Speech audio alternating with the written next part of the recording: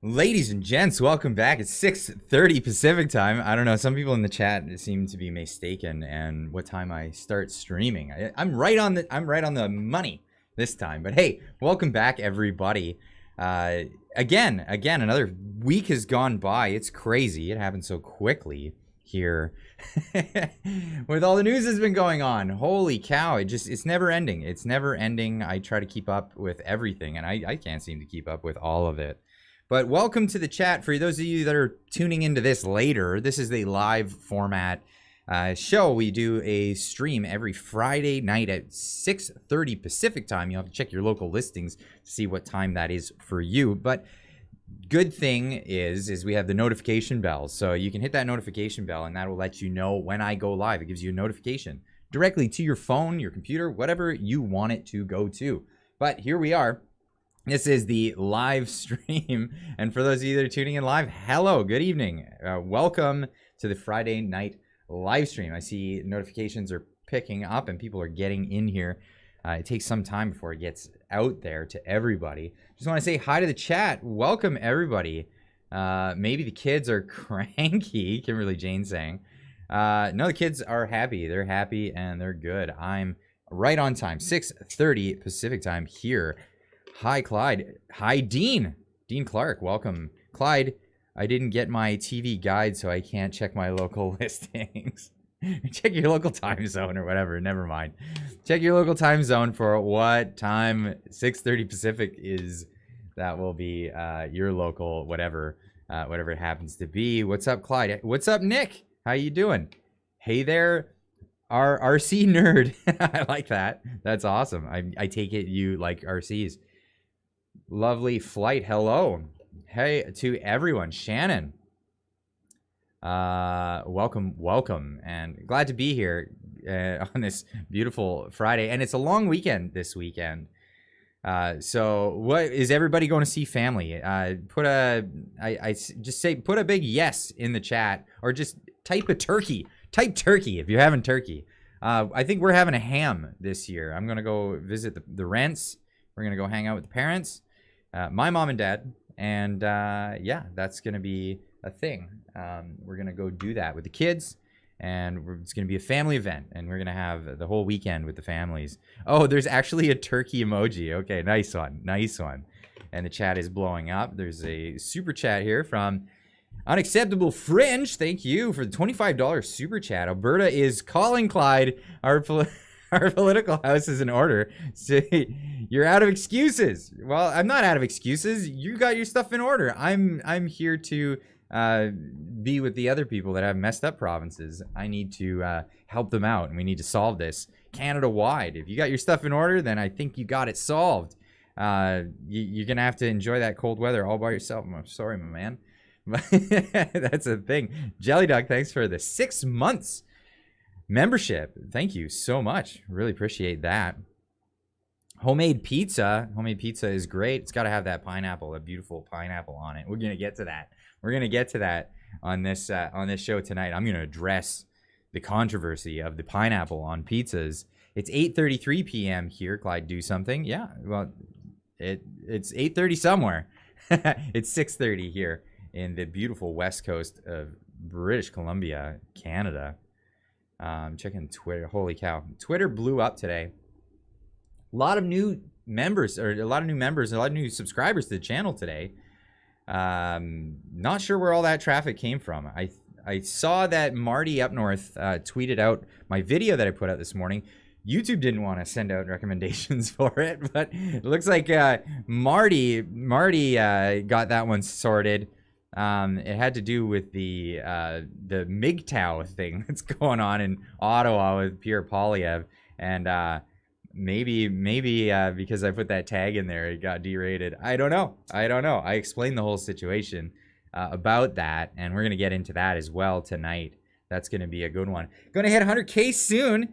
Need to launch a merch when that happens. That's possible. We've been talking about doing some stuff. Member of the community, Invincible, has been behind the scenes helping me out with some of the design features and design stuff to make some merch for you guys. You guys have been asking for it quite a bit, so I'm not a big like shill for like getting merch out there and stuff, but hey, people want merch, so I'll try to get that out to you guys. Gibbs merch. I'm in Hawaii, no pineapple. Okay, that's fair. I like pineapple, but we're gonna get into that. I'm still hoping for that sexy calendar merch. Well, there's plenty of sexy calendars out there. None of them with me on them, that's for sure.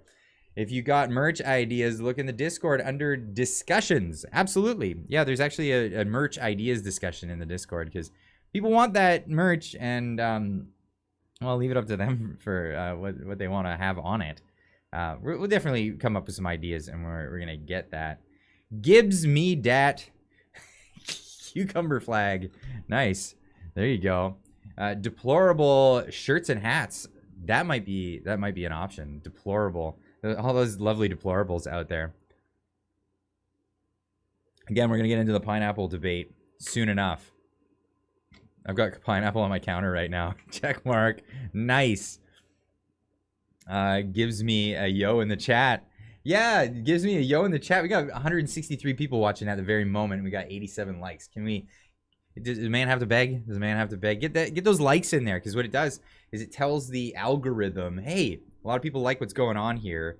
Let's recommend it to some more people. Let's get more information out there for some more people. More pepperoni, less pineapple. Okay, well, each their own. Some old drunk cook in Ontario spit pineapple in the pizza and cooked it. Gross. Not good. Not good at all. Beg. Yeah, okay, I'm not gonna beg. I'm not gonna do that.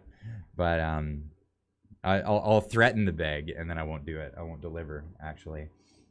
But hey, look at that. Look at that. The likes are climbing. I love it. Thank you guys so much. You're great.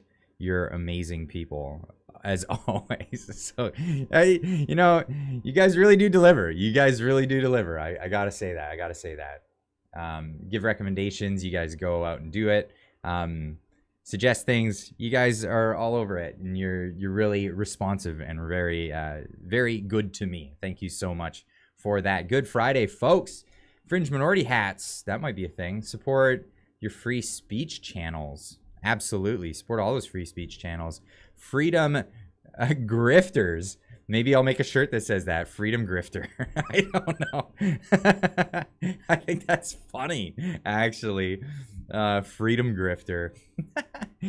Ham and pineapple pizza. Yum. We'll get into that again. Upped the algorithm. Absolutely. 129 likes. That's really good to see right early in the video, right early in the live stream. Let's get into some of this stuff. I like to show you guys some memes from the community first thing before we get into some of the news stories as we get into here. I'll lay this out here for the people who are new.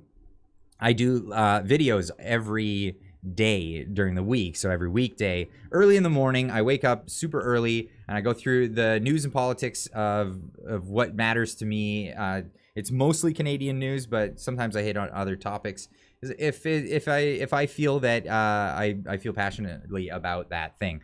So anyway, get into that. Do short, usually 2, maybe more videos every morning, talking about these things in about 10-minute intervals. And then at the end of the week, I like to do a live stream to give back to the audience, give back to all of you guys that treat me so well, honestly, throughout the whole week, watching so many of the videos and doing it in such an amazing, timely manner, and watching the whole videos. Like the watch time, you guys are great, absolutely fantastic. So I really applaud you guys for doing that. So I like to give back to the community every Friday and come hang out with you guys. And then after which I go, because I drink my soda water while I'm hanging out in here. And then we go into the Discord and I'll have a couple of wobbly pops to hang with you guys, listen to you guys voice what it is that you want to voice and talk about things. Anyway, always keeping it kind of clean. I like to keep my content very clean for several reasons. I want people to be able to possibly have their children in the room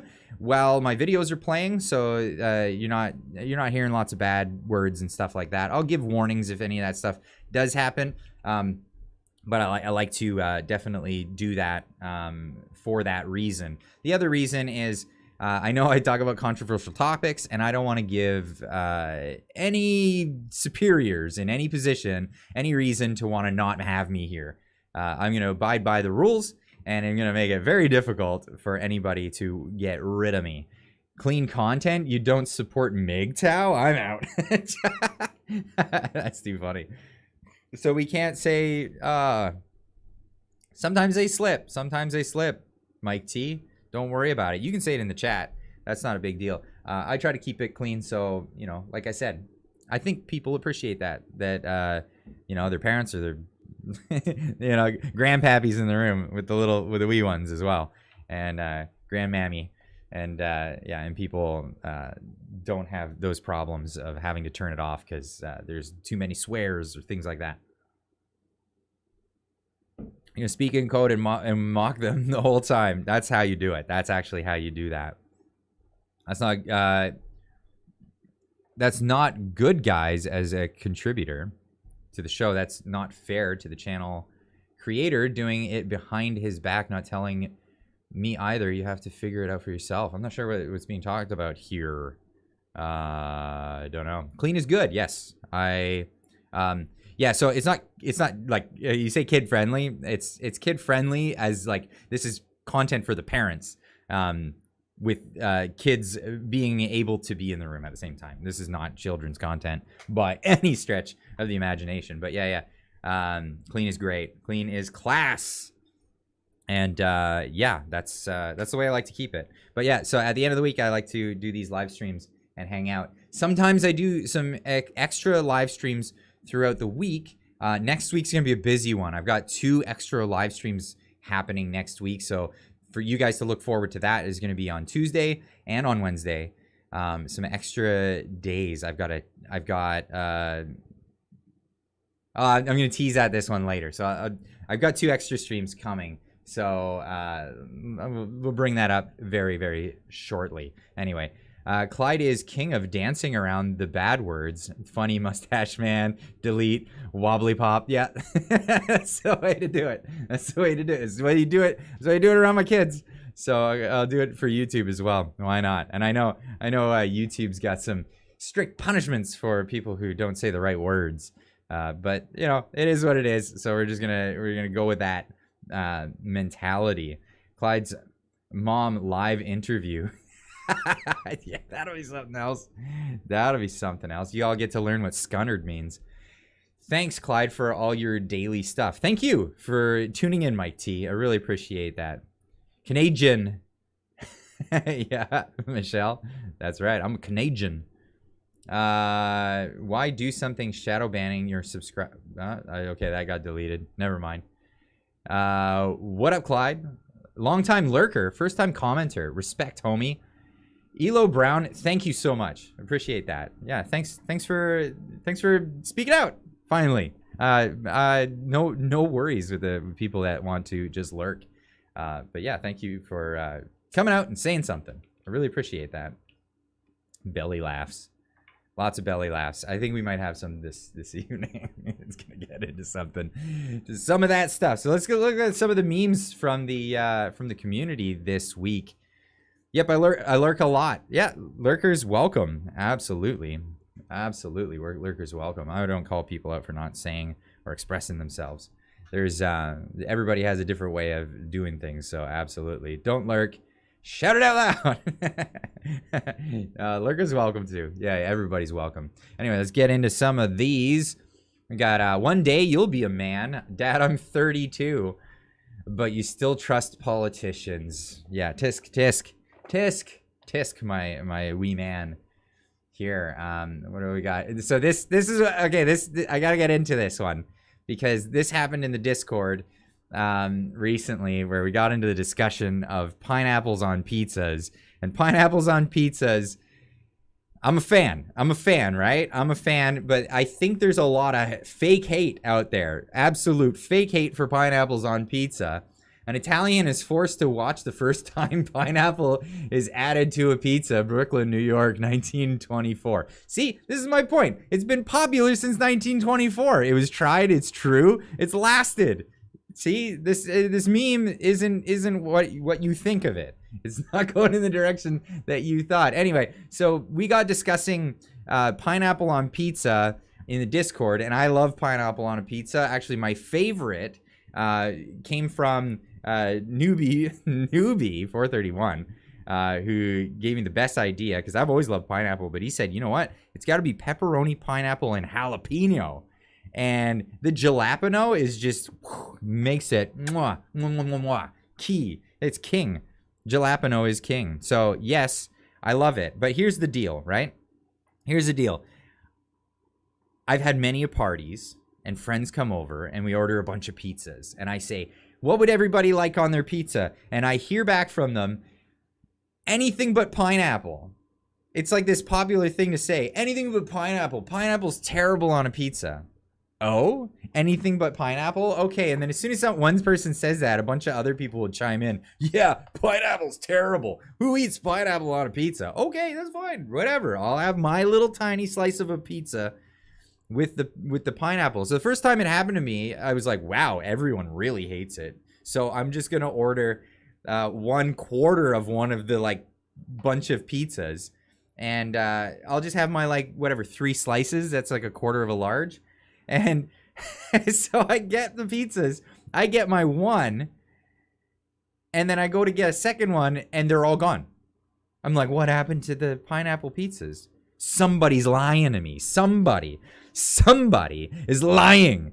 They love this pineapple pizza thing. So the next time I have one of these parties, I'm like, okay, well, I'm gonna up it. I'm gonna get a half of a pizza, and I'll do the same, and I'll be able to have more. Some liars. Some pineapple closet fans will have a slice or whatever, but at least I'll get more than one slice. So I get that. I grab my one slice when it comes, put the pizzas on the counter. Everybody help yourself. I get back to it, not again. I'm like, I'm getting the Italian, what the heck? And yeah, so I'm like, what is going on here? There's clearly this thing where people want to appear that they don't like pineapple, but they actually love it. And when it's in front of them, they'll choose it over the meat lovers. They'll choose it over the veggie lovers. They'll choose it over the Mediterranean. They're like, get me some of that pineapple on a pizza. I never thought I'd be in such bliss, even though I just moments ago said I hated it with such a fervor. Such a fervor. So now I just tell people, whatever, I'm getting my whole pineapple with pepperoni and jalapenos, and that's the way it goes. And there's other pizzas there, and I know people will dig into it and they'll love it, and that's usually the case. People do love it. It's pineapple. It's a pineapple conspiracy. It absolutely is. People are pineapple brainwashed to dislike pineapples. I don't get it. And you know what else is good on pizza? Anchovies. I know I'm gonna get a lot of people that are gonna honestly say they don't like that. But yeah, anchovies are good on a pizza. Don't fall for it. Clyde's going to make a fortune on pineapples and jalapenos. I'm fixing that jalapeno market. That pineapple market. That pineapple cartel is after you. Yeah, that's it. Anchovies, yuck. I know a lot of people don't like it. You lost me on the anchovies, Clyde. I got to disavow. Yeah, for sure. For sure. Greetings, and I hope you're okay, man. I hope you're okay, too, Remnant Disciple Lazardo. Glad to have you. Glad to have you here. We're talking about pineapples on pizzas, and I think they're fantastic. Now, let's get back to some of these memes. So what happened in the Discord? We had one of our users, Video on Mode, posting their lovely pizza, because everybody started talking about pizzas. Pizzas need to be consumed that day because everybody was getting really into the pizza talk. And see, he did it wrong here. He did it wrong. Yeah, somebody fixed it. There it is. That is a pizza right there. That's what I'm talking about. That is much more like it. Much more like it. But then he came back with this one, and that I disavow that. Yeah, I mean, I love pineapple on a pizza, but this is just, what are you doing, my man? What are you doing? Yeah, you took it too far. You definitely took it too far. But hey, that's the way it is. Hey, Clyde, I has to call my alarm company and turn off the system when I do HM pizza. Why? Because you set off the smoke alarms every time. Ham and pineapple bake. Yeah, ham and pineapple is good, but pepperoni and pineapple and jalapeno, by far my favorite. Absolutely. And if I had to settle for another pizza, it's definitely gonna be. What do you mean that's not your jam? Gross. Anyway, if I have to settle for another pizza, here's one that I really like. Veggie Lovers pizza is really, really good if you put Italian sausage on it. It is so good. You take the, you know, the vegetables and all that stuff, and yeah, you don't do fruit. You telling me you don't get tomato sauce on your pizza? That's terrible. I don't know. I mean, I've heard of pesto pizzas, but I always get tomato sauce on my pizzas. I think it's great. And I love olives as well. Olives are fantastic on a pizza. But just throwing that out there. Just add bacon. Bacon makes a lot of things better. Absolutely. Capicoli pineapple banana peppers with Alfredo and cheddar. I'm getting hungry again. I am getting hungry again now. Holy cow. You guys are killing me. Let's get into some more of these memes because there's plenty of them to get through. We've got here, kids are so dumb they believe what some guy with a beard will give them stuff for free. same guy, same soy boy. Just losing his mind with Karl Marx. If you homeschool your kids, then they won't fit in with society. Thanks for the tip. Good advice. Good advice. Society's gone pretty bad. I hate olives unsubbed. Oh, that's what it took. That's what it took. Just over the top with that one. Here we go. This is the USA. The Great Depression about to smash you on the head. Giving another $12 billion to Ukraine. Good job. Good job with that one. I thought this was hilarious. I did a video about it this week, and I just had to share it. Memology 101, always coming through with the good ones. This is from our own House of Parliament. Absolutely awesome. They have failed to repatriate manufacturing. They have failed to inspire investment in our country, and they are making it harder for women in my community to put loaves of bread in their cart. And I've had enough. And people in this place have had enough, Mr. Speaker. And people across this country have had enough. So I challenge every Liberal backbencher here today, tomorrow morning is their caucus meeting, to stand up and say what that one person said off the record to a reporter. Enough with the woke shit. Sorry, Mr. Speaker, I take that back. I apologize for my unparliamentary language immediately. I'm very sorry. This is so funny. Enough with the woke stuff. And get on with the plan. And it's right to be passionate with this because we have to do better things to protect Canadians from inflation. You get it. Michelle. Enough with the woke shit. He's out of line, but he's right. He's out of line, but he's right. Absolutely. So enough with the woke stuff. We gotta get that stuff out of there. No kidding. She's from Alberta. She absolutely is. Michelle, she's great. I follow her on Twitter. I got so many parliamentarians that know about me, watch my videos, but don't follow me back on Twitter. It's one of those things that they can't be seen as they don't want to. What if that guy did something out of line? He's not gonna follow me back on Twitter. Come on, give her. Stick your. You know what? I have U.S. senators that actually follow me on Twitter, and I love every one of them for it. But nobody from our Canadian Parliament, unfortunately. They got to watch everything they do. Absolutely. What else we got here? Guess which president's son had their room raided by the FBI? Can you guess? Oh, wow. We had Biden in the news. We got Biden in the news all the time, but we had a pretty funny one. I really enjoyed this one because he claimed that he was like brought up in a Puerto Rican neighborhood in Delaware. Oh goodness. Yeah, Delaware. He's got that giant Puerto Rican population of, I think somebody did report on how many Puerto Ricans are in Delaware, and it was like 0.03% or something like that. It was very, very small. And in Scranton, yeah, in Scranton, the Puerto Rican neighborhood in Scranton. Anyway, Biden, I was sort of raised in the Puerto Rican community at home politically, he claims in his the guy lies so much, he just doesn't even realize how poor his lies are. But it's great. So we had some tweets along this thread. So he was raised in Puerto Rican community of the hard coal section of Scranton while living in Delaware and being the only white guy in the bad part of town, being a lifeguard, standing up to Corn Pop and marching for civil rights while driving a big rig truck. Got it. Absolutely nailed it. Brick suit. You got it. Braxton McCoy replying, this stuff is getting pretty damn funny, to be honest. M2 replying, I'm going to call him Jose Bendejo from now on. Oh, I loved it. And that deserves the that deserves the best tweet of the week, in my opinion, for that one. Did you hear this metallic, kind of crisp tweeting? It really twitters. It's interesting. It very much is interesting. Thanks, Slick Shot Channel guy. Loving it.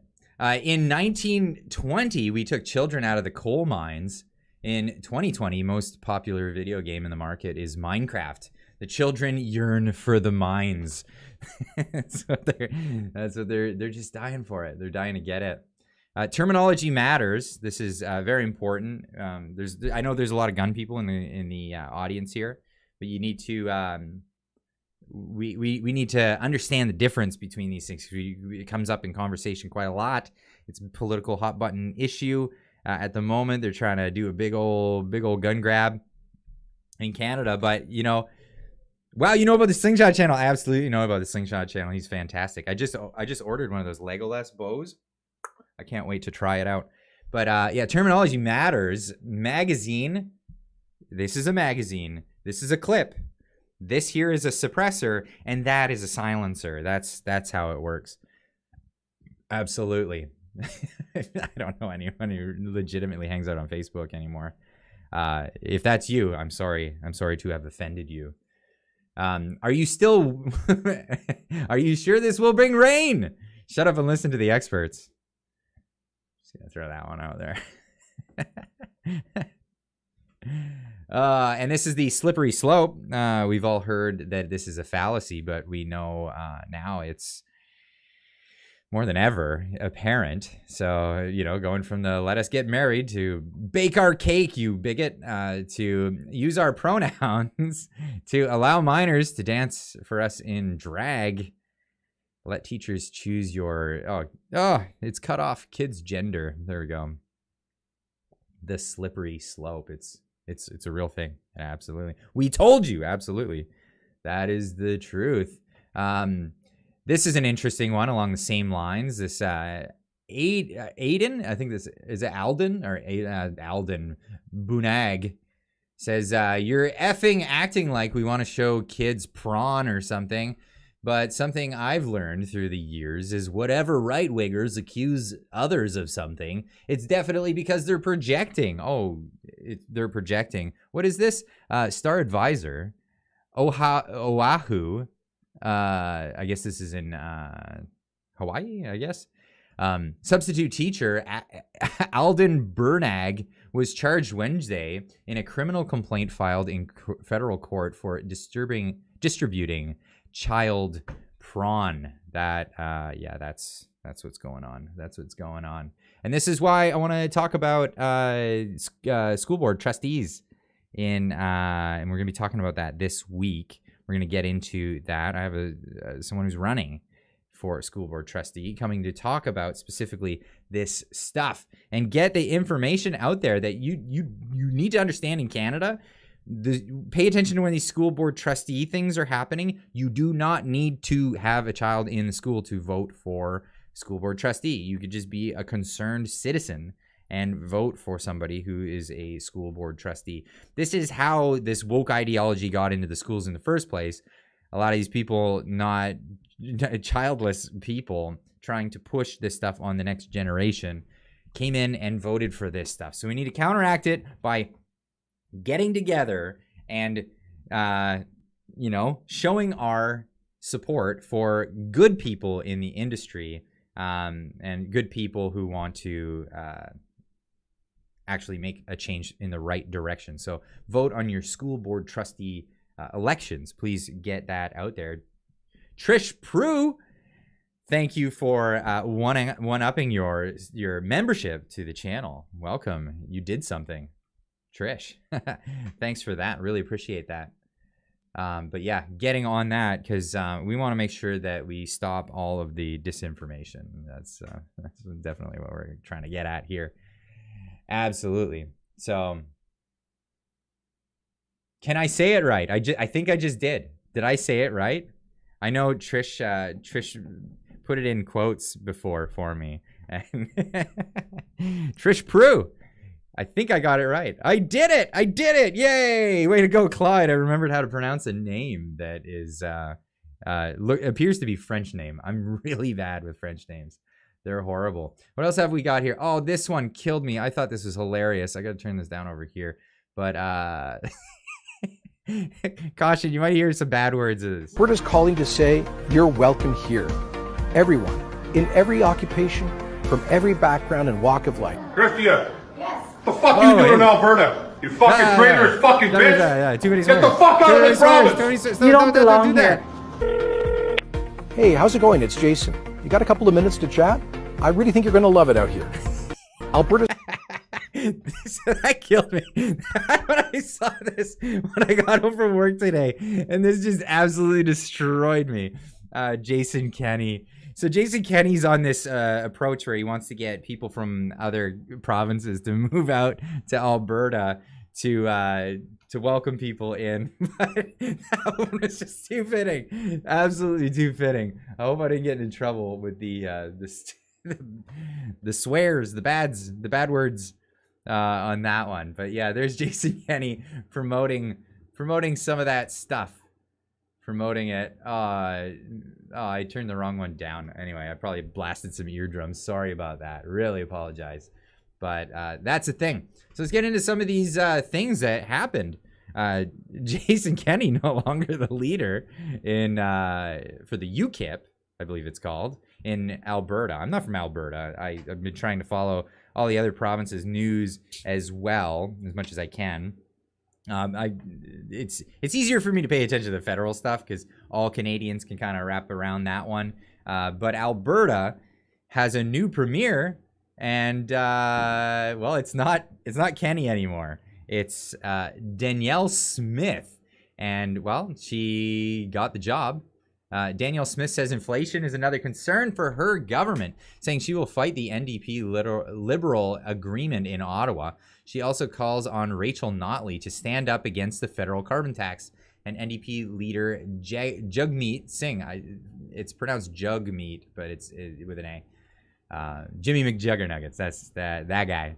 But let's have a listen to what she said. I didn't actually listen to this yet, so I wanted to hear this. I haven't had time to get in on this one. Canada and Alberta are in the midst of an inflation and affordability crisis that has been primarily caused by the fiscally destructive policies of the NDP coalition with the Liberals in Ottawa.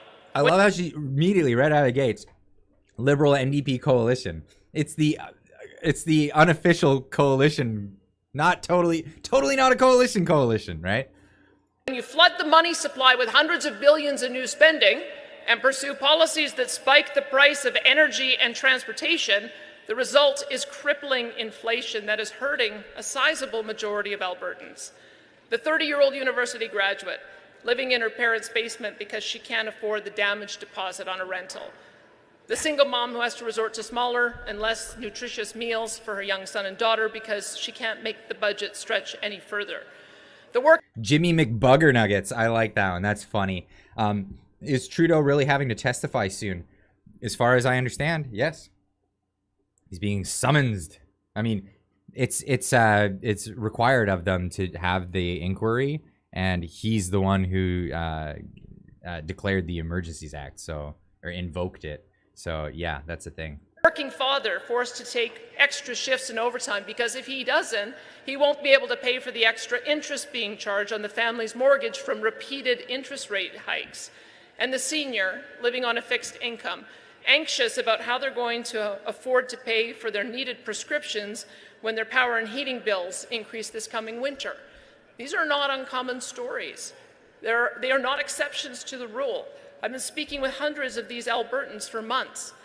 Albertans and all Canadians are suffering terribly every day at the hands of an inflation and affordability crisis. Yeah. And that is why I find it so callous that in the middle of this crisis, the NDP Liberal coalition in Ottawa just decided to triple the carbon tax.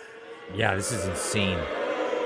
This will only make energy and groceries and food and fuel and housing more expensive, everything we need to live.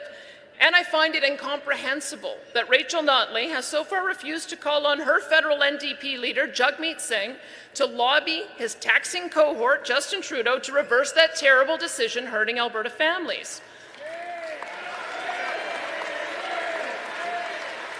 There is no excuse for any party leader seeking to be Premier of Alberta to sacrifice the welfare of Albertans for the sake of towing the line of her federal party. It is time for Ms. Notley to put the welfare of Albertans above the anti-Alberta policies of her federal NDP leader. Yeah, she's good. She's good. It's so funny because they're going on about the MGTOW thing right now and the patriarchy. But yet, are you paying attention? Are you paying attention? You're too busy looking at what's going on in Ottawa.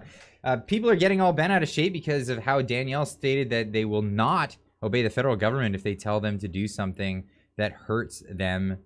Sovereignty Act. Yeah, get bent out of shape. I hope they get bent out of shape because, yeah, this is what happens when they overreach. You get people like this voted in. And it's a good thing. I think it's fantastic. Are politicians allowed to say things that make this much sense? I thought they had laws to prevent that. Yeah, that's funny. That's funny. Anyway, so moving on. So Jan Arden said, Danielle Smith, wow, Alberta, sad, sad, sad. To which I replied, what is this patriarchy? Is this the patriarchy we've all been hearing about? Stop holding women back, Jan Arden. Why would you do that? Absolutely. Why would you do that?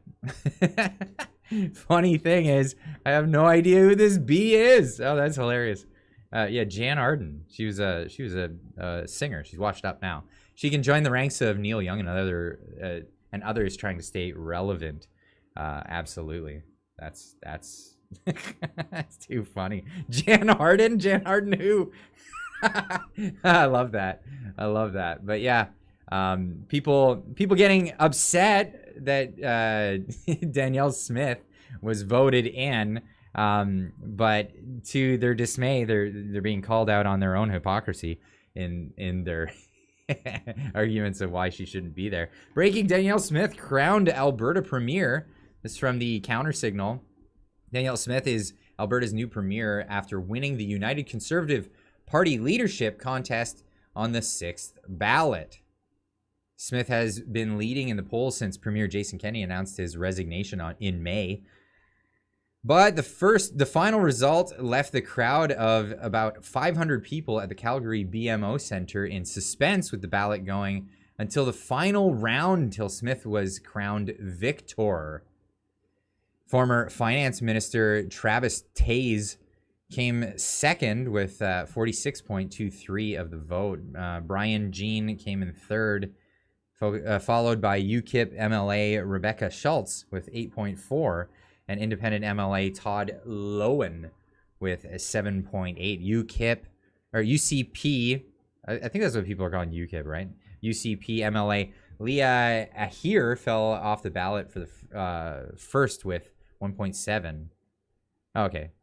Anyway, she got voted in. During the media scrum ahead of the results, Sahini, who fell off second, said he had no regrets, and would support the new leader, no matter the outcome.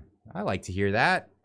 Her victory speech, Smith said, she will always put Alberta first and stand up to the federal Liberal NDP coalition. I love that they're just straight up calling it that now. Ottawa is increasingly hostile and seeks to control every aspect of our lives, Smith said. Smith closed with her speech saying after Thanksgiving she will travel to Edmonton to be sworn in as premier. And I can't wait to get started, she closed. Thank you. And may God keep our land glorious and free. Oh, nice. Great words from this great woman. Try plugging to see if anyone in the audience has contacts with Danielle, whether they can reach out and get her on the channel. I would love to speak with Danielle. I would absolutely love that. And pick her brain, find out what's going on, what her plans are now that she's premier of the province, and how things will get going under her leadership. I can't wait to see how that goes, and I hope there's a chain effect. I'm in British Columbia. Hopefully we can get rid of the... And I'm seeing pineapple pizza in the Discord right now. It's just too funny. Join the Discord if you guys haven't already. The link is in the description down below. But I'm hoping there's a shockwave effect across Canada with this move towards the right, center right, and I focus by saying center right. I don't think that these people have radical views. They're just right of center. This is really the way it's going right now. Absolutely. Wow. People saying really nice things on Twitter too. Clyde is great with explaining things to people that don't know or are just learning.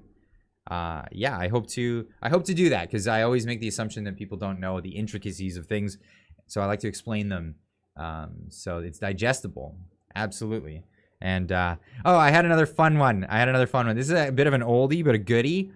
So it's been in the talks that Pierre Poilievre supported Bitcoin. Well, I mean, he said it was a good Bitcoin is a hedge for a lot of people to stave off inflation. And so Bitcoin has been speculated up, and then the price fell of Bitcoin. And then the liberals used that opportunity to say, look, he encouraged everybody to get into Bitcoin and speculate into the market of Bitcoin, and it crashed, and a lot of people lost their money. Well, yeah, that's a thing. Anyway, I'm still bullish on Bitcoin. I think maybe not bullish for like short-term gains, but like long-term strategy. I think Bitcoin could be a viable alternative when stuff like digital currencies that are tied to your social credit system will, if that ever comes into effect, because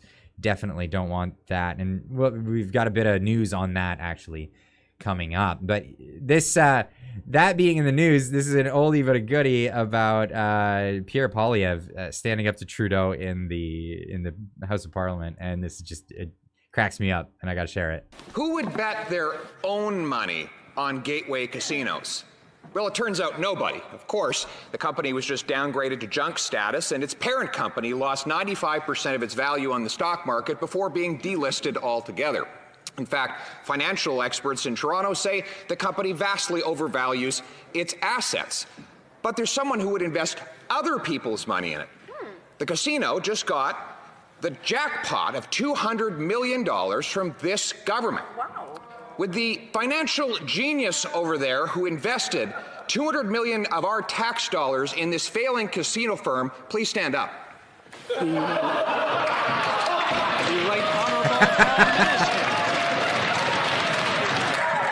Oh, so I didn't even know that was a thing. I didn't even know that Trudeau's government invested a bunch into some casino, some online casino crap, and lost it all. $200 million of taxpayers' money was lost to this, and they had the gall to come out and say, oh, well, Pierre Poilievre was trying to tell people to buy Bitcoin. No, he said that it was a good hedge. People were hedging their money, getting into Bitcoin, because they had no faith in the Canadian dollar. That's what was being said, from what I understand of the situation. I never heard anything about Pierre Poilievre, actually. And I would hold his feet to the fire if he told people, yeah, get into Bitcoin. Everybody buy my NFTs. You know, I totally hold his feet to the fire if that was the case.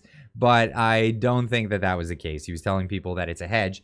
And the purpose of telling people this was to convey what the insecurity people have in their own money right now. People are very, very concerned about the value of their savings going, right?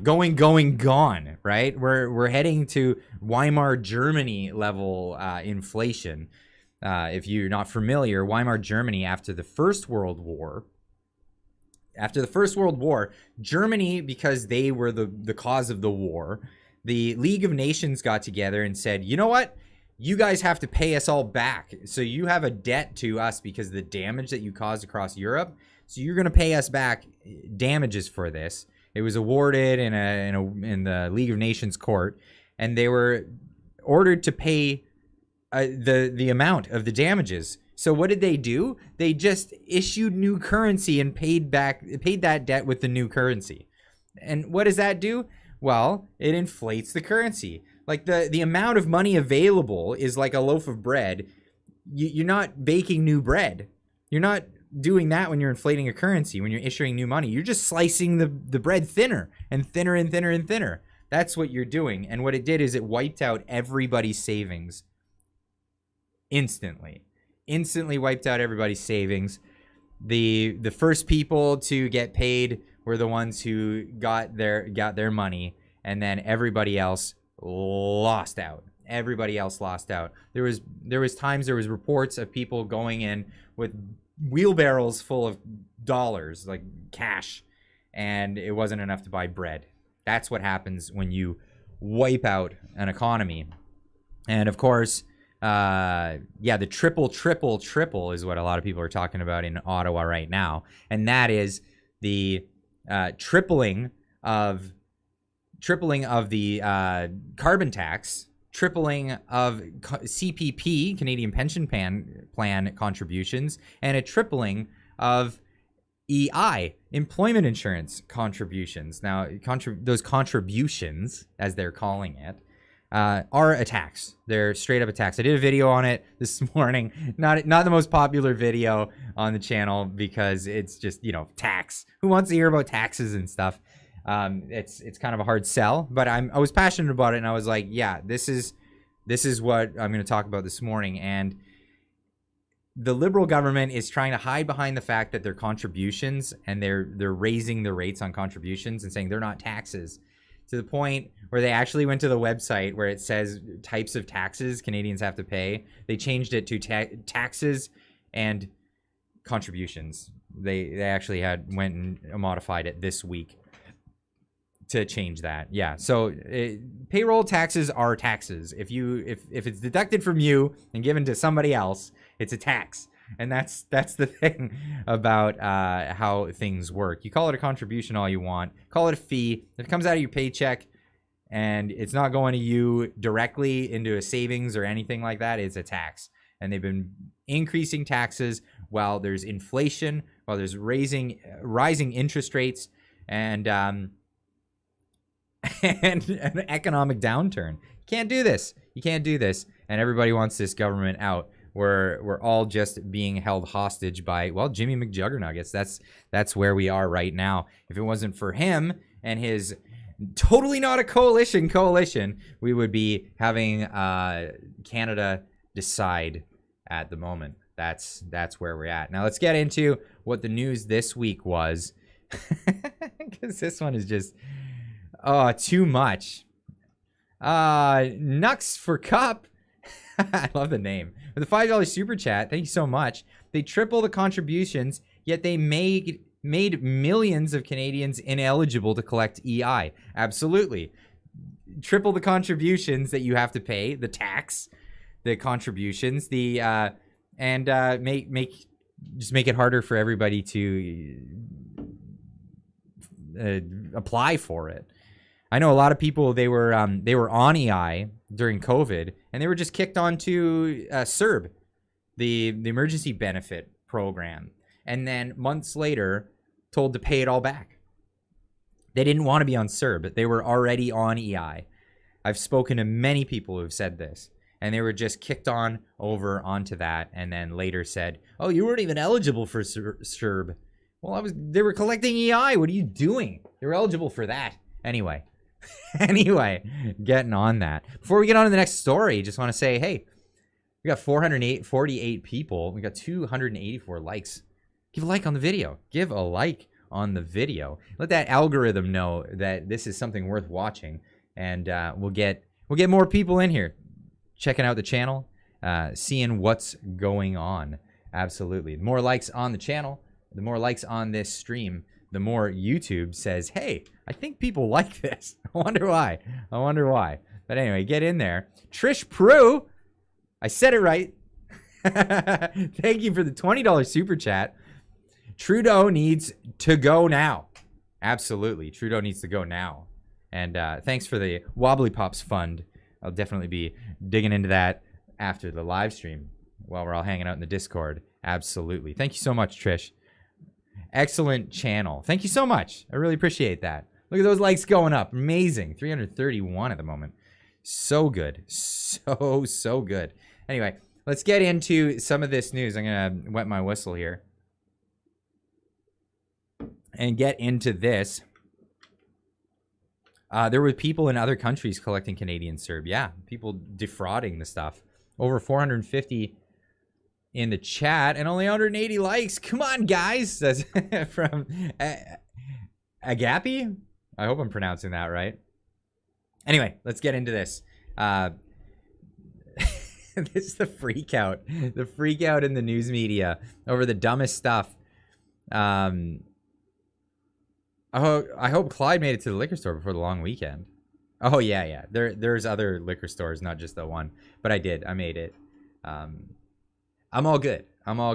So Global News, home of Rachel Gilmore, Happy Gilmore, amazing place.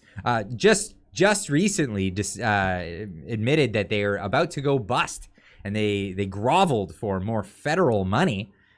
Amazing that they groveled for that money, and then they started writing these articles, these hit pieces. They're no longer begging for money at the moment. But here's the piece here, and this is the bit on Twitter, globalnews.ca. Pierre Poilievre's YouTube channel included hidden misogynistic tags to promote his videos. Hidden misogyny. The hidden misogyny. How it was, if it was hidden, how did anybody see it? 29 Model A with a 6.99 super chat. Canada will be a great place once we get rid of Castro Jr. Absolutely. Thank you so much for the support. Let's get into this. Spoiler, it's about the tags on the video that are a legacy thing on YouTube. MGTOW, men going their own way, a response slogan against radical feminism. I wrote, Chigoter seems fitting. Canadian investigative journalists going off their rocker. Absolutely. Just losing their mind, digging so deep. I mean, okay, so I could only cover 10 minutes worth of stuff, so I could talk a little bit more at length and more in depth on what's going on in this whole story here. So let's go back a few years. Let's go back to, 2015, 14, 13 even. A big thing on YouTube was wrecked feminist videos, and it was hilarious. It was like on the top of the algorithm feed, and people would watch this a lot. and what it was radical feminists, which most of us didn't even know existed. We didn't know that this was going on because it goes on in universities, and then it ended up being they ended up infiltrating into HR departments and PR departments all over the world, all over Canada, all over the world, all over the Western world. And they're absolute bonkers people, let me tell you. Trick86, a $20 Canadian super chat. Spudman in the house, thanks for the daily news, Clyde. I refer your daily videos to those sick of the mainstream bile. But if I have to hear about anchovies on pizza again, I'm out. All right, I won't mention it. But you're gonna hear about my pineapple and my jalapeno pineapple pepperoni is the bee's knees. You gotta get into that. It's really, really good. Gotta get into that. But where was I? Okay, so these radical. So I'm not talking about your suffragettes. I'm not talking about people who want equality. People who want equality, I'm all for those people. Hey, get with it. Get on board. Absolutely get on board. I'm talking about radical fourth wave feminism. This whole new structure, and people were not familiar with this. Is it third wave? I think there's a fourth wave now, and they're even crazier. But yeah, third wave, and it's these people that are looking for the mystical, pervasive patriarchy. That's this invisible force over all of us that does all kinds of things, like makes razors that are pink more expensive. They cause wage gaps that nobody can calculate realistically, and they make middle-aged women with brightly colored hair very angry.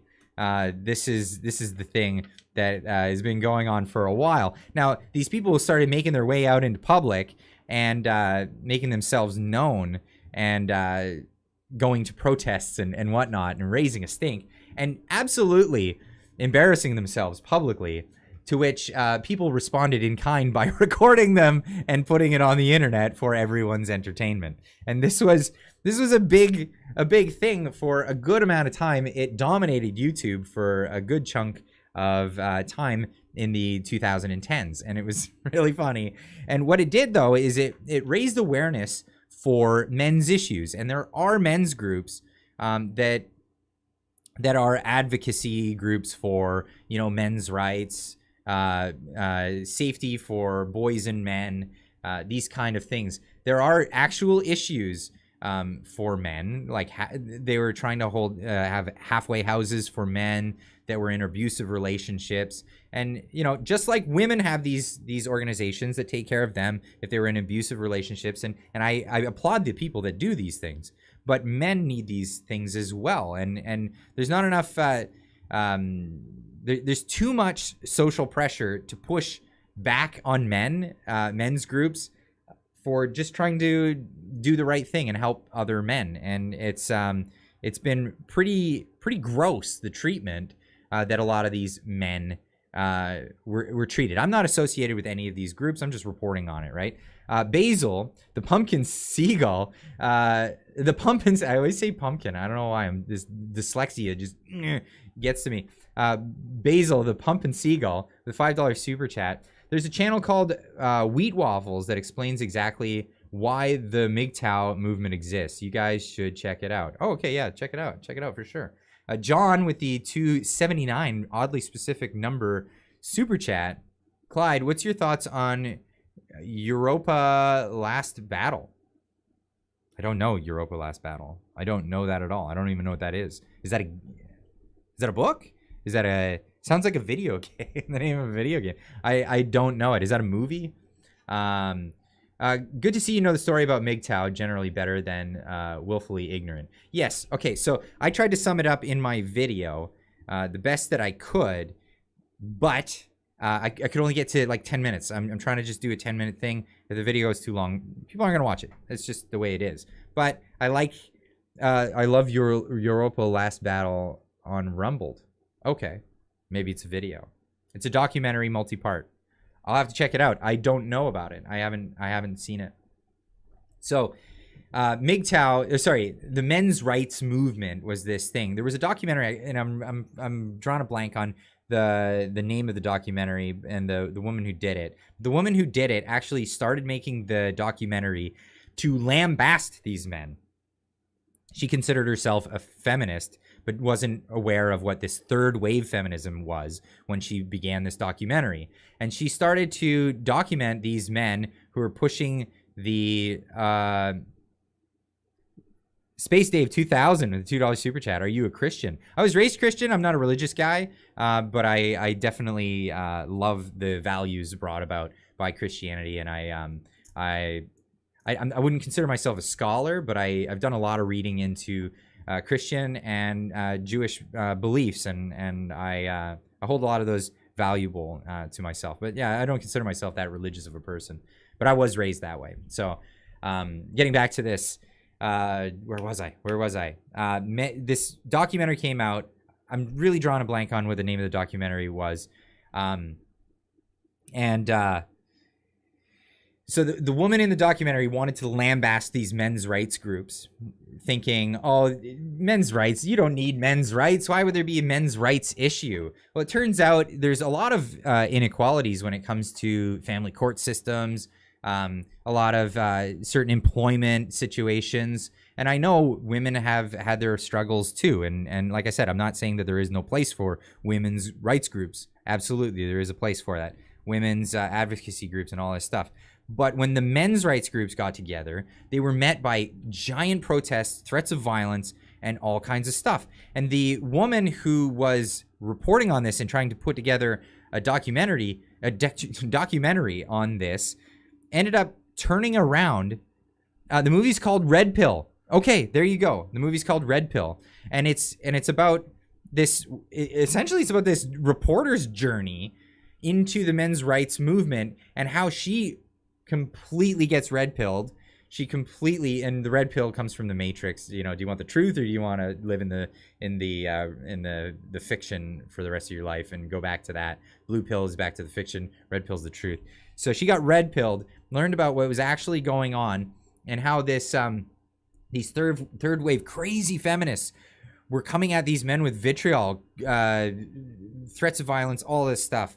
And these men were just really trying to help, underprivileged men and boys in situations where they've faced abuse or what have you, right?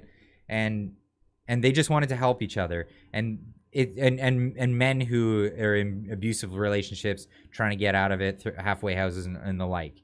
So this came about, and then the term MGTOW became a thing, and it kind of branched out of these men's rights movements where men wanted to go their own way, and they were saying, you know what, forget it. I don't want to have a relationship if this is the way things are going to go.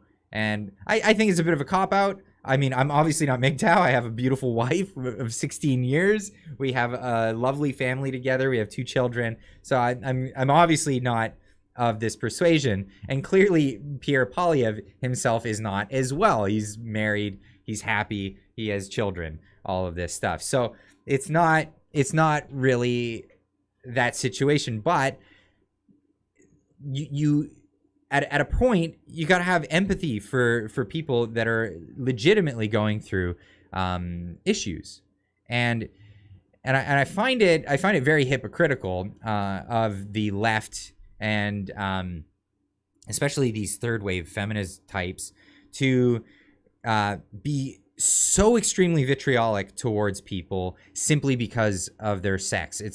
You're taking the scale in your perception of how it's tipped and trying to tip it the other way. And again, it's literally just a perception of how it is. Basil, the Pump and Seagull with a $5 super chat. Thanks. Another $5 super chat. The crazy feminists exist because of universities. MGTOW exists because of those crazy feminists. And I agree. And this is why in my tweet I said MGTOW, men going their own way, was a response slogan against radical feminism. And again, my Chigoter Canadian investigative journalist going off their rocker. So here we are. We're in the situation now where we're kind of getting a clearer understanding of what MGTOW was and what that was about. Now, there were certain groups in that time that also latched onto the tag MGTOW, men going their own way. There was these. There was some. They call themselves pickup artists, and it's these groups that they would try to teach men how to pick up girls to use them, essentially. And it's super cringy.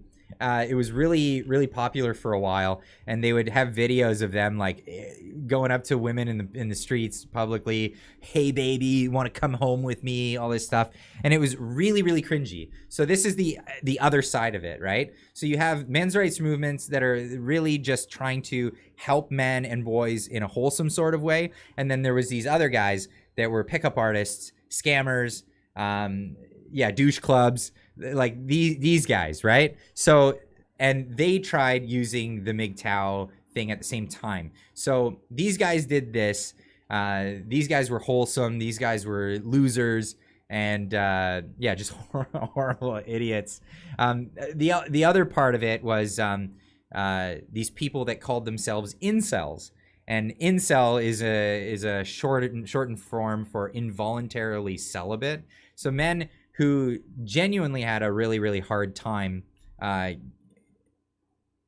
meeting women, getting involved with women romantically and whatnot. And there's a lot of speculation of why these men had these situations. A lot of them were raised without fathers. A lot of them were raised only by women, and women who were in this third wave feminist mentality, who hated men and tried to emasculate their sons and put them into these situations where they became like not good men. They weren't raised right, and I'm not saying that men need to have fathers only. They need to have mothers and fathers, and I'm going to stand firm on that. I think family values are. I'm sincel. I don't get it. But I think family values are a huge thing. So there's wholesome, and then there's these guys. These guys were they started forming these underground communities, and this is what happens when you marginalize people, right? If you genuinely treat people terribly, they'll go off into their own segment of society. And a lot of these people, they got together in forums and like chat forums and stuff, and they found people, like-minded people like themselves, and it ended up being a pretty toxic, weird place, right? And when people learned about it, they learned about it because of a guy who committed some serious offenses in the United States, who called himself an incel, and he declared himself an incel, the king of the incels or something like that. Elliot Rodger, and he went off and I'm not going to say what he did because algorithms and all that stuff, but he did some really bad stuff, right? And he did it under the name of incel, and that was his thing. Ever since then, the radical feminist types have been using that term incel as a derogatory statement towards any men that they don't like. Let's label this guy an incel. I've been called an incel by radical feminists, and I'm not involuntarily celibate. I'm a married man of 16 years married. I have 2 kids. So this is the reality of the situation here. Okay, so we're all caught up to speed on that in a roundabout way. There's so much history of this thing. It's not really a movement per se, but it was a slogan, MGTOW, men going their own way, and that got co-opted by 2 different sides. There was a wholesome side of it, and then there was the awful side of it. Hey, Clyde from Calgary, what did I miss? A whole bunch. T-Bass, thanks for the 279 super chat. Why 279? I'm curious about that number. I've seen that a few times now tonight. But yeah, I love the Cell Saga in DBZ. I don't know what that is. Okay. Calling male an incel is an insult to manhood. In the same way, calling a female I'm not saying that word, is an insult to her womanhood. Yes, that's what it has become, right? But now in this new thing, they're trying to tie Pierre Poilievre in with the bad group. So now do you see where I'm getting at? So this is a tactic that was brought about by Marxist Leninists. The idea of you take your political opponent, you label them, and you loosely affiliate them with a bad group, and you call them by the name of that bad group in order to, and you repeat the lie, and make them unsavory to the general populace. I think the truth is a better concept, and I like to go with the truth. So here I am explaining the history of this thing for all of you that don't know internet history. So I'm being your internet historian for the evening, but that's where we're at now. So, okay. The incel thing has become whatever, the thing. So here we are back to Pierre Poilievre's YouTube channel had included hidden misogynistic tag to promote his videos. So let's get into the actual article here. Pierre Poilievre's thing. Yeah, Pierre Poilievre's official YouTube video includes a hidden tag appealing to a misogynistic online movement that Canada's intelligence agencies view as a danger. Now, this is that's such a broad statement. Canada's intelligence agencies view as a danger. Now, the reason why they view it loosely, view it as a danger, is because MGTOW was used in the one van attack. The guy, not MGTOW, the incel community thing was the one van attack that happened a number of years ago in Ontario, where a man drove through a bunch of pedestrians, and yeah, well, it was a really bad thing. And when he was interviewed, he was a mentally ill guy, right? And he associated himself with some of those groups online, and then that's where the loose affiliation with that comes into play. And that's why they had to word it this way, because this is how journalists word things when they want to make you feel that it's going in that direction when it actually may not be. May not be at all. Poilievre's official YouTube videos included a hidden tag appealing to misogynistic online movements that Canada's intelligence agency view as a danger. Word salad, basically saying there was a tag hidden. So I don't know how are these people going to see the tag if it's a dog whistle. If a dog whistle is to be whistled, it has to actually be whistled. This is the thing. So the tags on YouTube, sometimes they're automatically put on there. Sometimes, and this is the old system. So I've been on YouTube for some time, and a lot of times it would be like, is this the tag you want? You just like click, click, click, click, click, click, click, click. And then some of them would end up as like automatic on your channel from back in the day. So whatever. Ooh, conspiracy. Yeah, I mean, this is sounding like a conspiracy theory. And this is my point. This is how hard they're digging. They're digging so bad. They're digging so hard. If they have to dig this hard, you know, the guy's pretty clean, legitimately. And I'm all for digging on all the politicians. I'm not saying don't dig, but if you dig and this is all you find, geez, like, wow, this guy must be clean. BA with a $20 super chat. Is switch and bait so it's switch and bait so a leader doesn't answer questions or be scrutinized. Actually, what Trump did, Trudeau copied, i.e. look a funny mustache supporter, misdirect scrutiny. Absolutely, I totally agree with you. Thank you so much, BA. And we've got Basil the Pump and Seagull again with another $5 super chat. The report of that article is an incel guaranteed gets no action from the SO. Who would that be? Alex Botelier.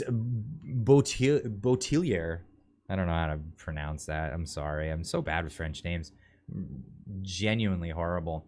So global news analysis of 50 of Pierre Poilievre's most recent videos showed that they included a tag. 50 of his videos. That's over like 4 years or whatever. So it sounds like it was just like some tag in the back end.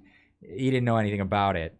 That's what I get. Now, if you want to look for a tag on a video, like here's we can look for a perfect example. Let's go to YouTube, for example. Click on any video. So let's look at great channel. Hi there. Love this channel. Check them out sometime. Canadian Constitution Foundation. I watch her videos quite often. Fantastic. So I want to look for hidden tags on this video. So what do? I go view page source. Boom. You get a whole bunch of HTML. This is what you get, right? This is how they dug this out. They dug out the HTML on the video. Now you can do Control F, which pulls up a search field. You're not seeing it's off camera right now, but I'll type in keywords. Now keywords will come up, and the first one will be some of the meta content stuff. So it'll show video sharing, camera phone, video phone, free upload. Like, what? I don't think that she actually put those tags in there. This is just tags that just came up for whatever reason on her video. Now, this is one of one. So these are the meta content keywords for this video. Okay, video sharing, camera phone, video phone. This is just all stuff that came up for whatever reason. Okay, has nothing to do with what's the video about? Big news, we're appealing the BC Vaccine Passport Challenge. Okay. Now this is back-end stuff on YouTube, and this is how it's been for a long time. So just throwing it out there for everybody to kind of understand how this works. Ryan MacArthur with a $5 super chat. On the YouTube view page, press F12 to open inspect. I just did this. Oh my god, that's funny. Yeah, okay. I didn't know you could press F12 to open the inspector. The head, scroll down, find meta, name, keywords. The content is the tags. Thank you. Actually, thank you. That's so, how funny is that? That was meant to be. That was absolutely meant to be.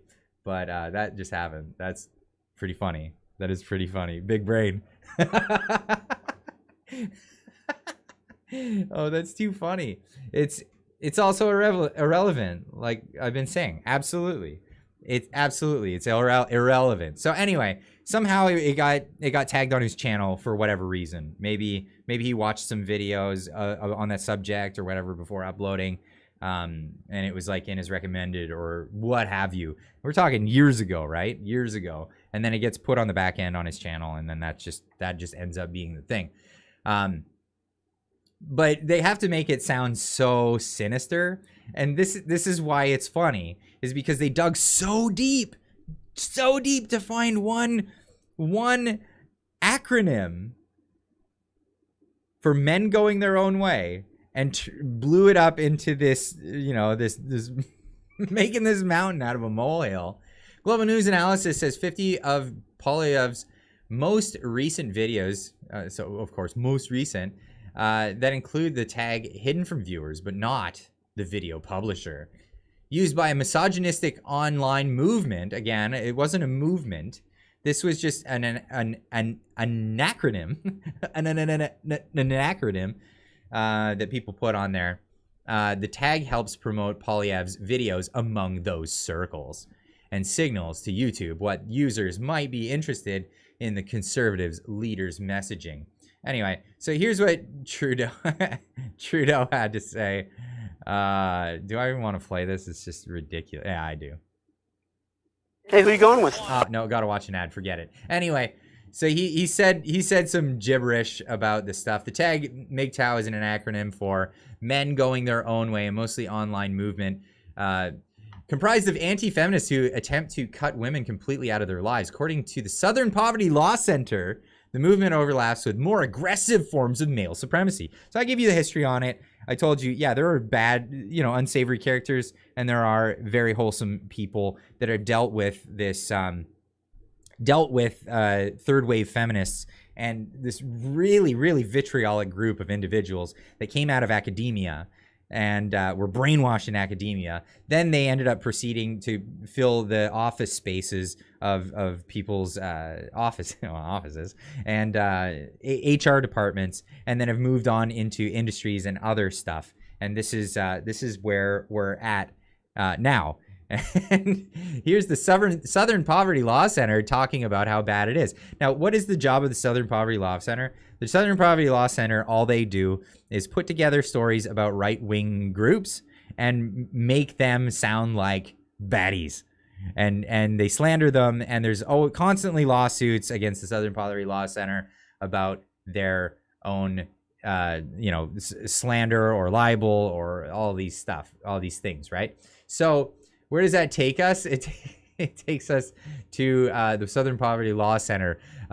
Here's the Wall Street Journal talking about them. We were smeared by the SPLC. Our work for religious liberty got us branded a hate group. Such lies have real consequences. They labeled the Wall Street Journal a hate group for standing up for religious liberty. Great job. What else have we got here? Oh, I'm going to get into that. New York Times slapped with $5 million lawsuit for citing the SPLC, branding immigration hawk a white nationalist. They got the New York Times getting sued, slapped with a defamation lawsuit because they quoted the SPLC in an article that they wrote. It's a way of slandering people using a third party. It's absolutely a political organization, the SPLC. They're not some nonprofit that they try to present themselves as being.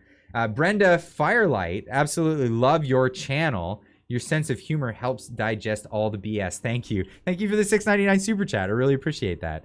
SPLC is a joke. They absolutely are. Let's see how much of a joke they are. The SPLC fires its co-founder and its own intolerance is exposed once again.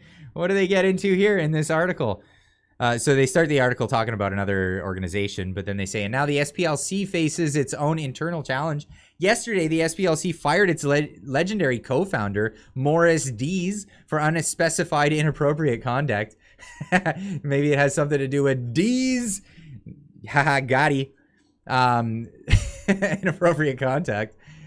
And then hired an outside organization to conduct a comprehensive assessment of its internal climate and workspace. According to the Los Angeles Times, the SPLC just might have a tolerance problem. The Times has also learned that the organization whose leadership is predominantly white has been wrestling with complaints of workplace mistreatment of women and people of color. It was not immediately clear whether those issues were connected to the firing of Dees. Nuts. This is absolutely nuts. Who is 82? Who is 82? This is just incredible. Incredible to me. And here's another article from Newsweek on the same thing. Show me Dees papers. Absolutely. Morris Dees and his history of alleged racism. This is the guy who's a founder of the Trog, you got it. Morris, this is about the leadership and the founding guys. This is an organization that's politically motivated for the express purpose that I pointed out earlier. The Marxist method of taking out your political opponents by slandering them, labeling them members of bad groups, associating them with members of bad groups, guilt by association, all the likes. This is leftist, far left, and I'm not talking like center left because I think center left people are good. We need more center left people. These are far left people we're talking about here. Yeah, New York Times slapped a $5 million lawsuit. Outrageous. Now here we go. Here is Trudeau. Sparring with Polyev over misogynistic YouTube tag in House of Commons.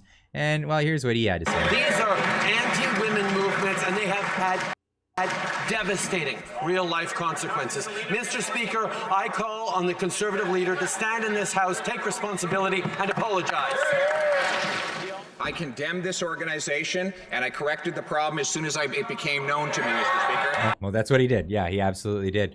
We'll get into what he said here, but I want to point out something very, very funny about this whole thing. So the idea is, if you use MGTOW as a tag on a video, that is what is being criticized here. Because if you use MGTOW, that is bad. Global News. Check this out. You can't make this up.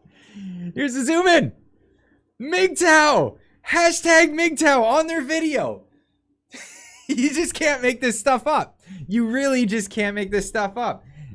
Now Global News apparently is a misogynistic organization that has ties with real world misogynistic individuals and organizations that wow, it's not even hidden. Exactly. It's right there out in the open. If you use MGTOW, you're tied to far right misogynistic yada yada blah blah blah.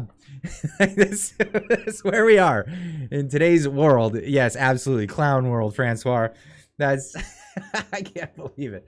So here we are, and this is what's going on. Now, what did Poilievre actually reply to Justin Trudeau in his response?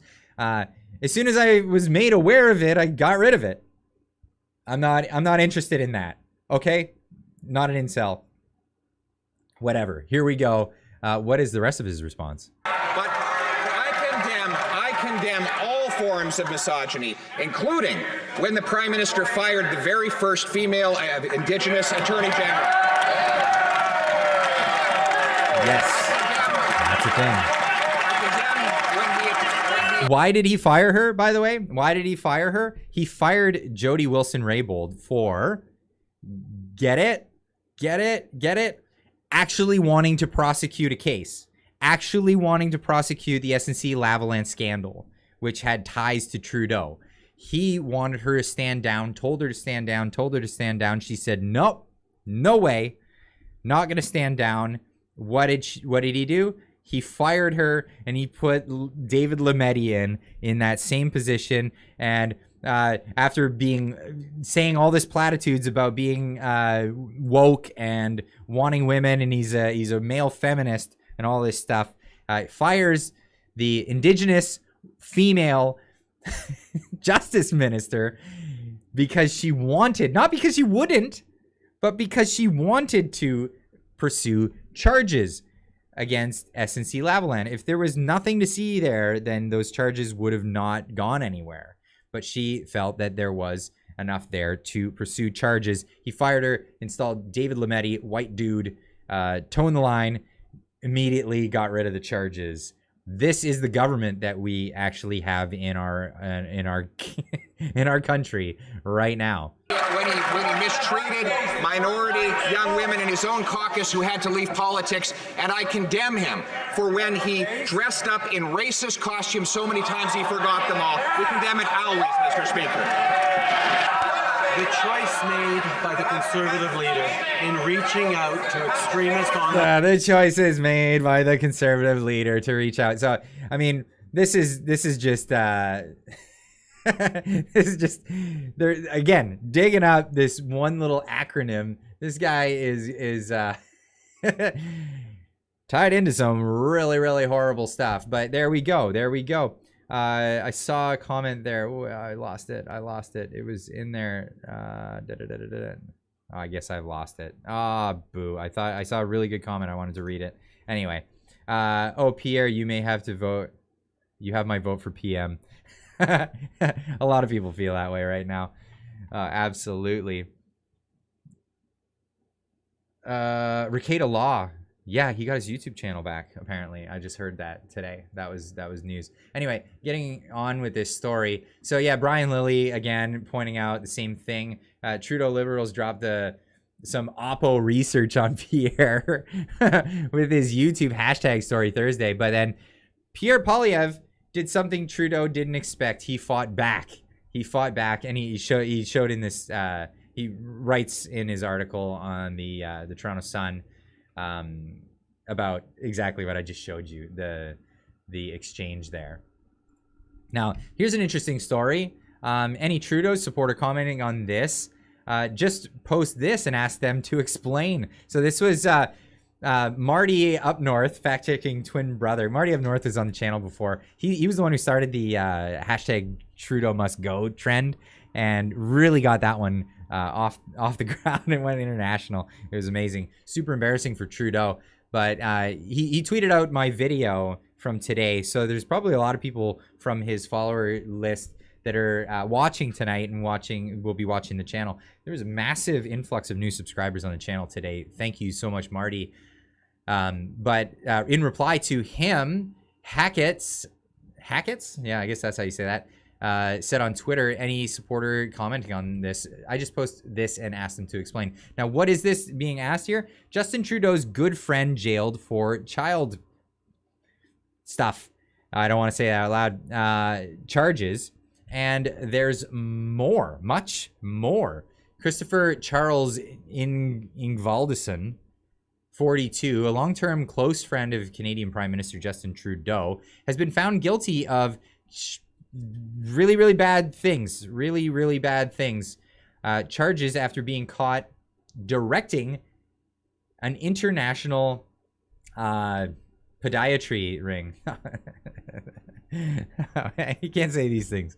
Can't say these things.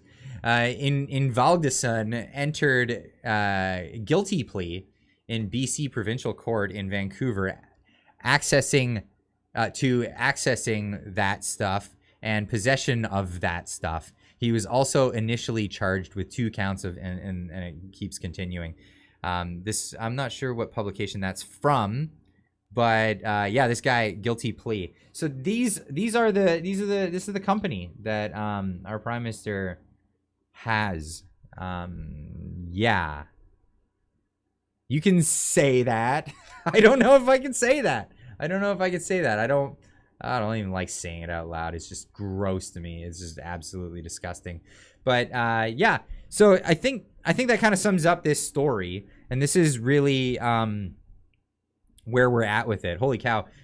Got us right into like the hour and a half mark talking about this story. But it's a bigger story than it appears to be on the surface, because a lot of people don't understand where the internet history on this is. So for people who've been online and talking about it a lot, they understand more in depth what's going on and what the whole MGTOW thing is, what the third and fourth wave feminism things are, and what's going on with that. A lot of people are just ignorant to the fact and just don't know what happened there and what was going on. So this is coming right out of left field, and they're saying he's a misogynist and he's involved with misogyny groups. What is this? Where's the prodacity? Peter, what? How do you say that? I was stating you can say that. Okay, fair enough. But yeah, so it's a much bigger story. But once you understand the whole concept, the whole context to it, you're like, holy cow, they actually dug that hard for something that small. This guy must be totally clean. Like usually pederasty is the thing. That's a word. I gotta look up I'm not gonna look it up now, but I'm gonna look up the meaning of that. Yeah, really something else. Anyway, I'm getting sidetracked here, but yeah, a big old nothing story from the Prime Minister's office and from his second office, the mainstream media. Yes, that's absolutely it. And this goes to show how scared they are right now. They're absolutely running terrified when they'll dig up source HTML on a YouTube watch page to find an acronym that may loosely associate with loosely other groups and other things of the sort, and it's just ridiculous to me. But let's move on. Let's talk about some other things. This week we talked about the Chinese police operating here in Canada. There's Chinese police that have been stationed all around the world to look at their own people, defectors from their own country. T-Bass with a 279 super chat says, happy 100K. I remember in February when you had 2,000. I'm not at 100K yet. Am I at 100K? No, there's no way I'm at 100K. No way. I was at 95,000 just today. Looking. No, okay. So 94,902. Holy cow! Oh, I'll be getting there really soon. Really soon. Yeah, that's crazy. You guys are great. You guys are fantastic. It's because you're responsive. You do things like hit the like button all the time. You leave comments on the videos. You engage with the content. You watch it often, and you come to the live streams. And I really appreciate every single one of you guys. You guys are really great, and you've been way too kind to me. It's fantastic.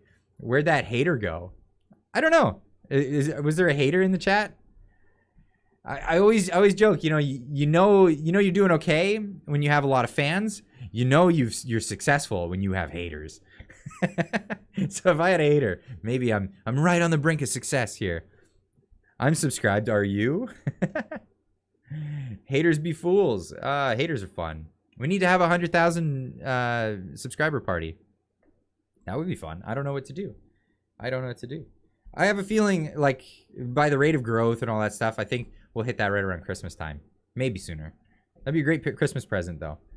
I've always wanted that plaque that you get. You get the silver play button for your efforts. And I think that's fantastic. And I'm really looking forward to it. 5,100 away. Yeah. That's amazing.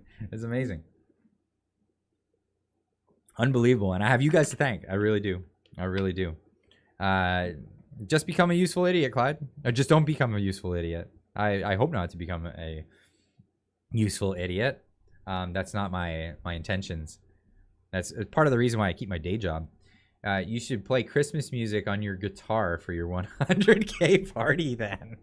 Okay. How about Hanukkah music? Play some Havana Gila or something like that. I don't know. I'm just messing around. Anyway, let's get into this other story. I wanted to talk about Chinese troops, not troops, but police in Canada. So a lot of these police have been dispatched throughout Canada, throughout the world. And sorry, I'm getting sidetracked here. It's been a long week. It has been a long week. Now I didn't break the story, but I brought the story to you guys' attention last week, and then there was a follow-up this week. And what has been happening is the Chinese government, the CPP, or the CPP, the Communist the Chinese Communist Party, the CCP, has made these new offices throughout the world, and there's 3 apparently in the Greater Toronto area. And what it is these Chinese cop shops are no joke. Great video on this, Clyde. So what's been happening is they've set up these operations, and they're like little satellite groups from the Communist Party of China.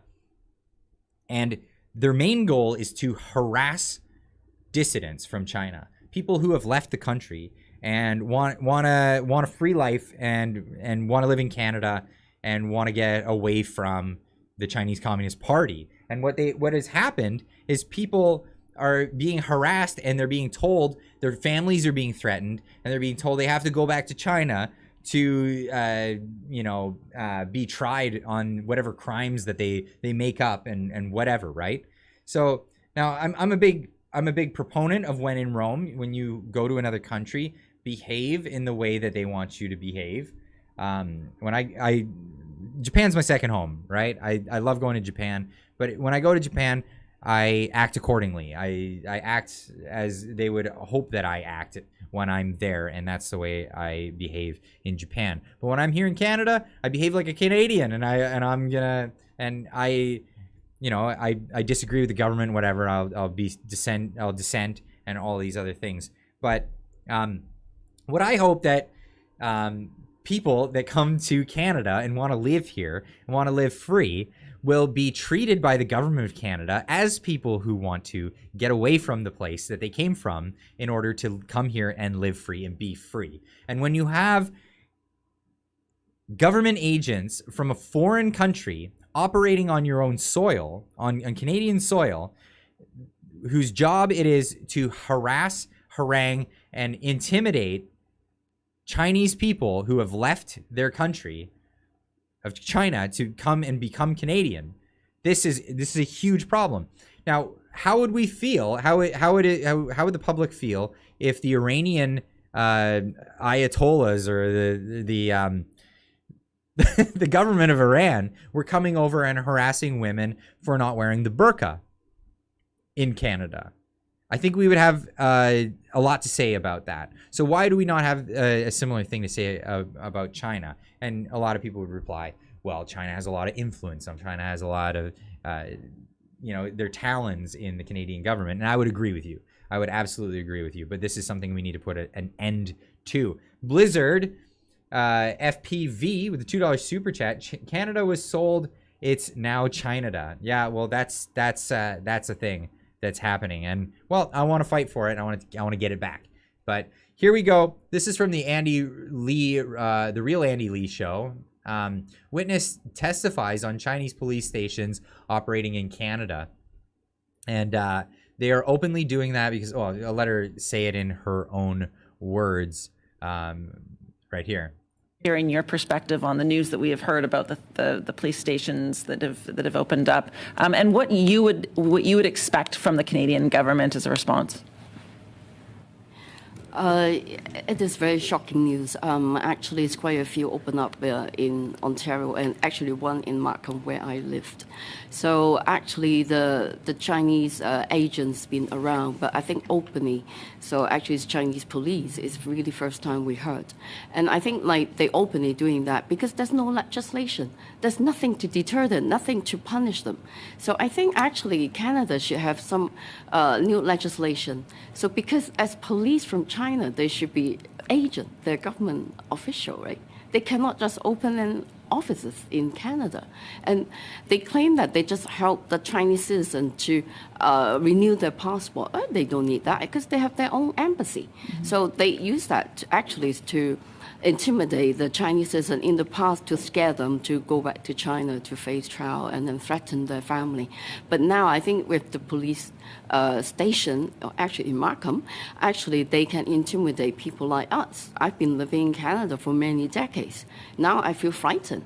I need to install a camera out, in my house. So I think Canadian government need to really look into this because they actually Chinese police. So they should be considered as agents. So there should be legislation that they need to inform Canadian government that they are agents. And I'm very sorry that you feel so threatened. Yeah, yeah, I'm very sorry too. I'm very sorry. So like, this is unreal. This is unreal. And like, I'm a pro-immigrant person. If people want to come to Canada and they want to live free and they want to become part of Canadian society and they want to enjoy the freedoms that we have and the freedoms that we're fighting for, absolutely come. You're welcome. You're welcome to come if you're anywhere in the world and you want to come here and live free, and that's your prerogative. I absolutely open arms to all of these people from places in the world, and to hear that people are being harassed by agents of a foreign country on our own soil is absurd to me. It's absolutely sickening. We wouldn't you wouldn't expect this from any other place, any other place in the world, but you hear about it from China, and the government is just silent, absolutely silent on this issue. And I think we need to come out and support for these people against the Chinese police and any of them being allowed to do this. This needs to be broken up immediately. And the question from Mike T: how? I don't know. And what I'm doing here is I'm putting this out there for people to be aware of it. It's a difficult thing because people first of all, people don't know about this happening. So I think it's important to spread the word and get this information out there. And if you talk to officials or you send off emails and you get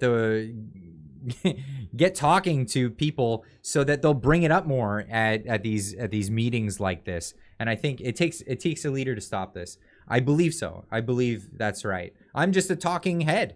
This is what I do. But I think it's important that I talk about this story because it allows more people to know what's going on with it. And when there's awareness, then things change. And that's when people who are able to affect change actually pull through. So here I am talking about it. And I know it's just talk. I'm not actually doing something in this particular thing, but I think what I'm doing is I'm getting the word out absolutely on this. We can't be cowards about this. No, absolutely. This is so frightening. It absolutely is. Serpensa is a good channel about China. I watch him all the time, actually. I haven't heard him talk about this particular subject yet. I'm hoping to see him, or maybe even Lawai86. Is it Lawai86? His partner in video making. Clyde is doing something. Spread the word. Yeah, absolutely. So get the word out there on this story. Share this story. Share articles that you see on it. Of course, I don't know how many people take advantage of it, but not a lot of YouTubers do this. All the articles that I talk about in my videos are linked in the description down below. So you can link those articles out to your friends, have people read them. You don't have to just share my videos. You can actually get the text, the original source material. I know how it is with the left on Twitter and stuff. People will be like, source. And so I just put the sources in the description. I've made a habit of doing that, so everybody has access to it, and you can get right down to the nitty gritty if you need to. Absolutely. Become a Clyde Do Something member and help support Clyde's message. Thanks, Master Snatch. I appreciate you saying that. Yeah, the membership thing is it's a thing. You can join the channel. It's a small donation monthly, and it helps out. It definitely does. Thanks, Clyde. Keep up the amazing work. You're welcome, Eric. Thank you for being here for it. Yepers. Go up and follow them around. Now, I wanted to see what else I wanted to get into. I had some other things here I was going to talk about. But how much of it do I actually want to get into? Because some of it is quite lengthy. Let's end on this one. This message that I want to say to people. I think it's really important because these elections are coming up soon. Get out there and vote on your school board trustee elections. They're coming up. It's different areas have different dates for their elections, but a lot of them are this month. So British Columbia is on October 15th. Go register, vote, get that stuff out there. Find out who your candidates are. This website is pretty good for that. We're going to be doing a live stream on Tuesday as well with a trustee nominee who's going to be running. So he's going to come in and he's going to give us more information on what's going on here. Blueprintforcanada.ca is the website, and this is school board trustee elections are now being held across Canada. We need your vote. Elections for representatives on school boards, October 15th in British Columbia, 26th in Manitoba, 17th in Yellowknife, and so on and so on. Mark your calendars. We reject the influence of extreme left and extreme right in favor of a moderate centrist policies which benefit all Canadians. Read our sample policies list here. Now we have had a lot of very, very far left influence in the education system lately, and I think it has a lot to do with people not realizing that they could Clyde getting cold in Windsor, lol. Yeah, that's why I live in British Columbia now. Yeah, definitely. Ask Clyde about the 100K Betsy, the wrench auction. Get out of here, the wrench auction. It's your chance to own Clyde's famous bloody wrench. Yeah, I domed myself a bunch of years. There's a video on the channel about it. You can definitely check that out. You do not have to have children in the public school system to run as or vote for a school board trustee. This is what you need to understand here. You can vote on these school board trustees, so find out who they are. If you want to see a better future for Canada, it starts with the kids learning not crazy pants stuff. Have them learn their arithmetic, their reading, writing, and learn how to think, not what to think. Allow them to come to their own conclusions on ideas. Even if that conclusion is crazy pants, allow them to come to that conclusion on their own. Absolutely. This is my advocacy here. Please find the candidates in your local area that fall under or have the same ideas that you have and would like to see a better future for our country. But the emphasis here, The emphasis here for me is absolutely teach children how to think, not what to think. And that, I think that's going to be the lesson of the slogan for this week's live stream is learn how to think, not what to think. I kind of take that approach to when I'm giving these videos and these live streams and presenting news to you guys. I like to present, I mean, I obviously have my biases, and I have, you know, my leanings this way or that way on certain subjects, but I do want to present the whole story. So I'm not going to just sugarcoat things when they're for one side and not tell the whole story, especially when it came to this, the MGTOW thing. I wanted people to know that there were very unsavory characters on one side of it, but there were very wholesome people on the other side of this thing. It was a slogan, not a movement. This is how things go. Except pineapple on pizza, it belongs there, and everyone else is wrong. You got it. You figured it out. You figured it out. Yes, I won't tell you what to think. I'll tell you how to think about pizza, but I'll definitely teach you or give you the thing I like to do in my videos. You set me off the rails here, but the thing I like to do in my videos is present the facts, present the story, allow you to come to your own conclusion. You can completely disagree with me on all of these things, and I enjoy when people disagree with me. I like to engage with that. I like to engage with people who have similar ideas, but maybe they differ other ways, or people who completely disagree with me. If you're going to turn it into a debate me bro situation, I probably won't want to engage with that, but I definitely, I'm open to people who disagree. Completely. Lefty, you're wrong, lol. Represent the massive cans. The massive cans.